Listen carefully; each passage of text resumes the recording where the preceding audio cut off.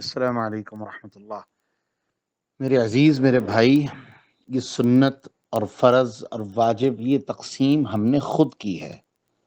حدیث میں آتا ہے کہ سیدنا عبداللہ ابن عمر رضی اللہ عنہ سے پوچھا گیا کہ کیا وطر جو ہے یہ واجب ہے یا فرض ہے یا سنت ہے؟ تو عبداللہ ابن عمر نے فرمایا تھا کہ اللہ کی قسم ہم نہیں جانتے یہ سنت ہے یا واجب ہے یا فرض ہے، ہم یہ جانتے ہیں کہ ہم رسول اللہ صلی اللہ علیہ وسلم کے زمانے میں اسے پڑھا کرتے تھے۔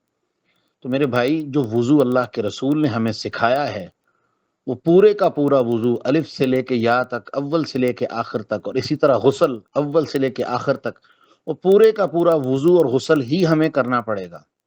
کیونکہ وہ لوگ جو اس طرح کی تقسیم کرتے ہیں ان کا کہنا یہ ہے کہ جو سنت ہے آپ اسے کر لیں تو ٹھیک ہے، نہ کریں تو کافی، کوئی مسئلہ نہیں ہے۔ یعنی مثال کے طور پہ وہ یہ کہتے ہیں کہ جی 3 دفعہ دھونا جو ہے اعضاء کو یہ سنت ہے، آپ ایک دفعہ ہی دھو لیں کافی ہے۔ ٹھیک ہے، ہم مانتے ہیں اس بات کو، یہ کافی ہے، لیکن اگر ایک بندے کو ایک دفعہ پورا نہیں ہوا تو وہ سنت پر عمل کرے۔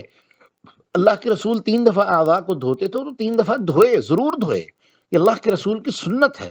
اور امام سفیان ثوری کہا کرتے تھے کہ جو بندہ سنت سے محبت نہیں کرتا مجھے ڈر ہے کہ اللہ اس کا خاتمہ ایمان پر نہیں کرے گا۔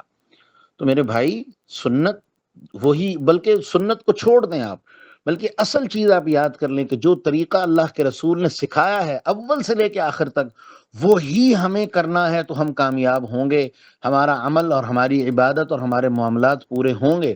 اگر وہ نہیں ہوگا تو ایک بات یاد رکھیں کہ ہمارا عمل اللہ کے ہاں قابل قبول نہیں ہوگا۔